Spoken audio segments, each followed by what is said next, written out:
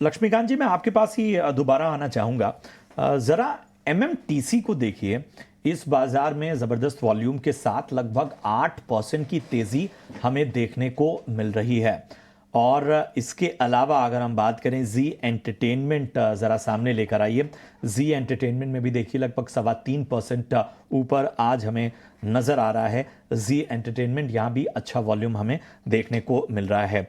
साथ ही ख़ास तौर पे अगर हम देखें तो हमने चर्चा की थी और उस चर्चा में एक स्टॉक जो है वो अधूरा रह गया था, फिनिक्स मिल। लगभग 3.25% की तेज़ी हमें यहाँ पर देखने को मिल रही है। बताएं लक्ष्मीकांत जी, इन तीनों शेयरों पर क्या नज़रिया आपका बन रहा है?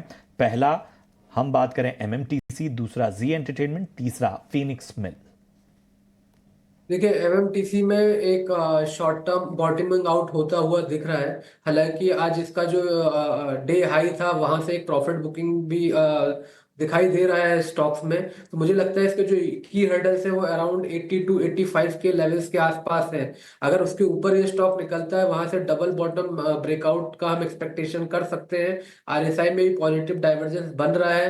हालांकि निचले स्तर पर जो हमें प्रॉफिट बुकिंग देखने को मिली है, तो उसके बावजूद भी स्टॉक्स ने अपने जो प्रीवियस स्विंग लो है अभी भी उसके ऊपर ट्रेड करता हुआ नजर आ रहा है। तो मुझे लगता है कि बाय ऑन डिप्स की स्ट्रेटेजी के साथ यहाँ पर हम बाइंग कर सकते हैं। हमें स्टॉप लॉस मेंटेन रखना है अराउंड द लेवल्स ऑफ 69। जब तक स्टॉक 69 के ऊपर ट्रेड करता है तब तक हम एक अपसाइड का व्यू मेंटेन रख सकते हैं। हालांकि जो मेजर अपसाइड ब्रेक थ्रू हमें मिल सकता है इस स्टॉक में वो मिलेगा 84 के ऊपर। एक बार ये 84 के ऊपर सस्टेन करता है, देन आफ्टर वहां से हमें 96 से लेकर 100 के भी टारगेट हमें एमएमटीसी शो कर सकता है। दूसरा जो आपका स्टॉक था वो जी इंटरटेनमेंट लिमिटेड है। यहाँ पर भी हमें एक बॉटमिंग आउट फॉर्मेशन देखने को मिल रहा है। एमएसीडी ने बुलिश क्रॉस ओवर दिया है। और अगर हम आरएसआई की बात करें तो आरएसआई के जो लेवल्स है वो 60 के आसपास सस्टेन कर रहे हैं। जो इमीडिएट हर्डल नजर आ रहा है जी इंटरटेनमेंट में वो नजर आ रहा है 140 का। 140 के ऊपर अगर ब्रेकआउट आता है तो वहां से हमें 150 तक के भी लेवल्स दिखाई दे सकते हैं। शॉर्ट टर्म ट्रेडिंग के लिए स्टॉक अच्छा है क्योंकि आज ही इसने कंसोलिडेशन ब्रेकआउट दिया है। तो मुझे लगता है कि अगर हम 129 का स्टॉप लॉस रखें और ये स्टॉक 140 के ऊपर अगर एक ब्रेक थ्रू देता है तो वहां से हम 150 के लेवल्स के लिए जी इंटरटेनमेंट में ट्रेड कर सकते हैं। फिर आपका जो तीसरा स्टॉक था वो था शायद फीनिक्स लिमिटेड।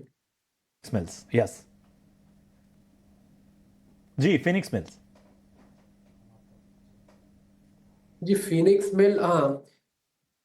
फिनिक्स मिल में जो स्ट्रक्चर दिखाई दे रहा है वो अभी शॉर्ट टर्म सेलिंग का ही दिखाई दे रहा है। हालांकि आज हल्की सी एक रिकवरी आई है, बट जब तक ये स्टॉक 1680 से लेकर 1700 के ऊपर सस्टेन नहीं करता है तब तक इसमें सेलिंग बना रहेगा। और अगर इसने अपने प्रायर स्विंग लो जो कि आ रहे हैं 1525 के आसपास, अगर उसके नीचे अगर ये क्लोजिंग देता है तो देन आफ्टर हमें फिर से सेलिंग देखने को मिलेगा।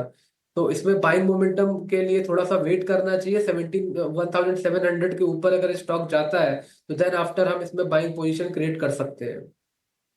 सौ का